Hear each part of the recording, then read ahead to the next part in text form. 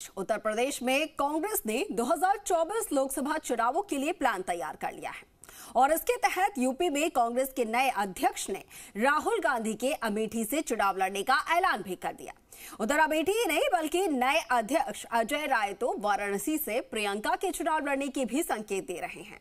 अब ऐसे में हर सियासी पार्टी को लगता है कि यूपी की डगर से दिल्ली का सफर पूरा होगा। ये रिपोर्ट देखिए।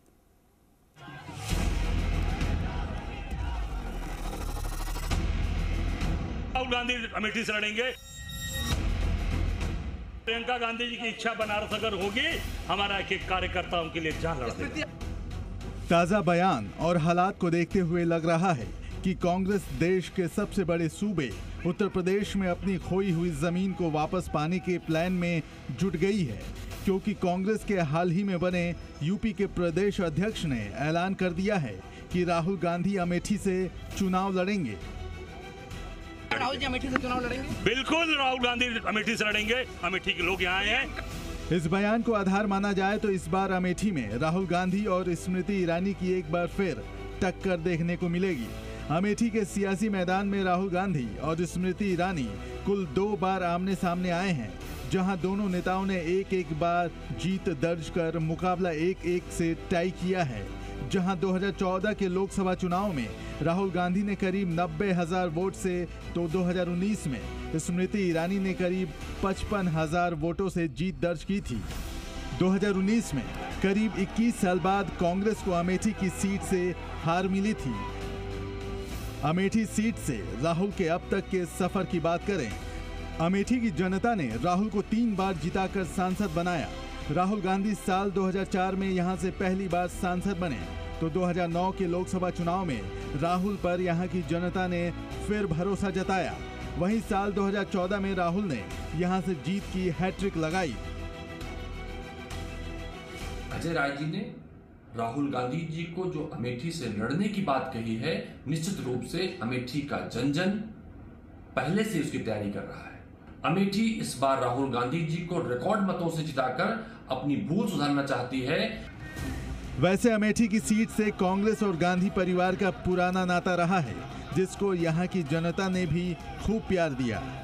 गांधी परिवार के 4 सदस्य यहां अब तक चुनाव लड़ते रहे हैं, जिसमें राजीव गांधी 4 बार, संजय गांधी 1 बार, सोनिया गांधी भी 1 बार और राहुल गांधी 3 बार सांसद बने हैं। यूपी कांग्रेस अध्यक्ष के इस स्टंट को बीजेपी सिर्फ चर्चा में रहने वाला बयान बता रही है। चाहे जो गांधी आ जाए, चाहे जहां से आ जाएं, और मैं तो इतना समझता हूं अजय राय जी पहली बार प्रदेश अध्यक्ष बने हैं, वो सस्ती लोकप्रियता कायम करने के उद्देश्य से ऐसा बयान दे रहे हैं कि देश के यशस्वी प्रधानमंत्री जी के सामने कोई चुनाव लड़ेगा उनका। तो ऐसा कह करके उन्होंने अपने को मीडिया में स्थापित करने का प्रयास किया है। कांग्रेस सिर्फ अमेठी ही नहीं बल्कि प्रधानमंत्री मोदी के गढ़ वाराणसी को भी टारगेट करने के मूड में नजर आ रही है। यहां अजय राय ने प्रियंका गांधी के चुनाव मैदान में उतरने के संकेत दिए हैं। राहुल गांधी अमेठी इस बार भी नहीं आएंगे, भाग जाएंगे। अब स्मृति ईरानी खुदे बौखला गई हैं। 13 रुपए किलो में चीनी दिलवा रही थी, दिलवा पाई? इससे पहले भी पिछले 2 बार के लोकसभा चुनावों में प्रियंका के वाराणसी के चुनावी मैदान में उतरने की अटकलें रही थीं, लेकिन प्रियंका गांधी ने दोनों ही बार वाराणसी ही नहीं बल्कि किसी भी सीट से चुनाव नहीं लड़ा।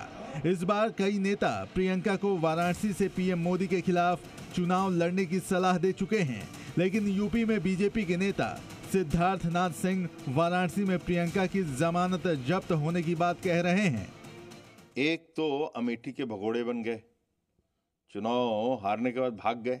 अब उनको लाइसेंस अमेठी की जनता देती है या नहीं देती, तो मुझे बड़ी उम्मीद कम है और ये पक्का है कि अब की बार अमेठी से उनकी जमानत जब्त होगी। सियासत में एक कहावत बड़ी मशहूर है कि दिल्ली का रास्ता उत्तर प्रदेश से होकर जाता है, और जब जब दिल्ली की गद्दी की बात होती है तो सियासी गलियारों में ये कहावत हर ओर सुनाई देने लगती है। तो अब ऐसे में मान लिया जाए कि 2024 की ललकार में कांग्रेस पूरी तरह से यूपी का प्लान तैयार करने में जुटी हुई है। ब्यूरो रिपोर्ट, जी मीडिया। बात करें बारिश और मानसून के। हिमाचल प्रदेश में बाढ़, बारिश और लैंडस्लाइड से तबाही के निशान हर ओर नजर आ रहे हैं। कुदरत इस कदर प्रदेश से रूठी हुई है, इसके बाद हर तरफ बर्बादी ही बर्बादी दिखे। यहां पर लोगों के ऊपर मुसीबतों का पहाड़ कहर बनकर